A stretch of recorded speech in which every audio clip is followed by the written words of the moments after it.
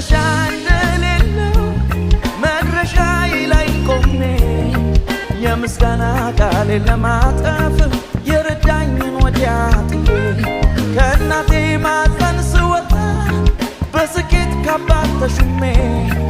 ሊመስል ያለካኝ ንፋሱ የማለፊያ የችግሬ ምንም እንዳልሆነ አላወራም ቆሜ ማን ረድቶ ማን አግዞ